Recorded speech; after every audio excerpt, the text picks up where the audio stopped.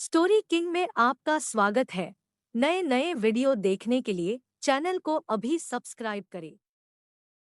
विवाह के बाद पहली बार अपने मायके आई बेटी का स्वागत सप्ताह भर चला।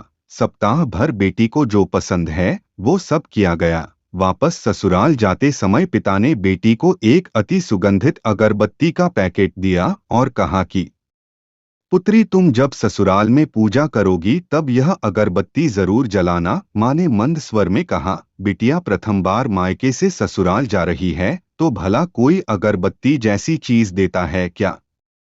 पिता ने जेब में हाथ डाला और जेब में जितने भी रुपए थे वो सब भी बेटी को दे दिए। ससुराल में पहुंचते ही सासू माँ ने बहू का बैग टटोल लिया और पूछा कि तुम्हारे माँ बाप ने विदाई में क्या दिया।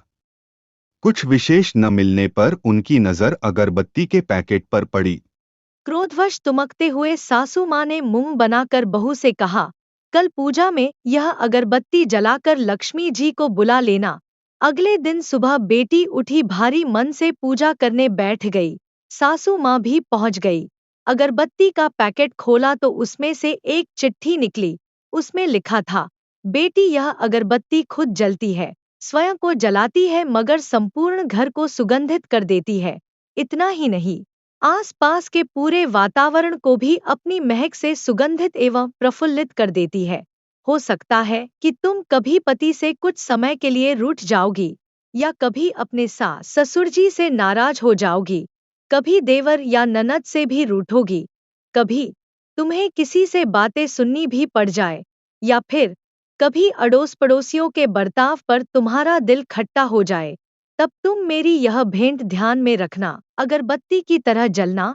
जैसे अगरबत्ती स्वयं जलते हुए पूरे घर, संपूर्ण परिसर को सुगंधित और प्रफुल्लित कर ऊर्जा से भर देती है, ठीक उसी तरह तुम स्वतः सहन करते हुए ससुराल को अपना मायका समझ सबको अपने व्यवहार और कर्म से सुगंधित और प्रफुल्लित कर देना। बेटी चिट्ठी पढ़कर फफक फफक कर रोने लगी। सासू माँ ने पूछा, क्या हुआ? पति और ससुर भी पूजा घर में पहुंच गए थे। जहां बहू को रोते हुए देखा, अरे हाथ जल गया या चटका लग गया क्या? पति ने पूछा, क्या हुआ बहू, यह तो बताओ, ससुर जी बोले। सासू माँ आसपास टटोल कर देखने लगी तो उन्हें पिता द्वारा सुंदर अक्षरों में लिखी हुई चिट्ठी नजर आई। चिट्ठी पढ़ते ही उन्होंने बहू को गले से लगा लिया और चिट्ठी ससुर जी के हाथों में थमा दी।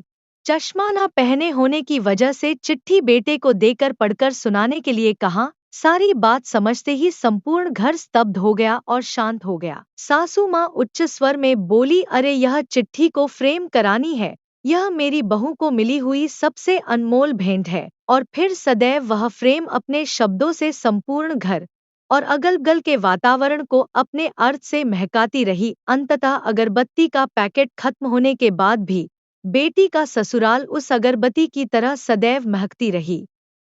क्या आप भी ऐसे संस्कार अपनी पुत्री को देना चाहेंगे?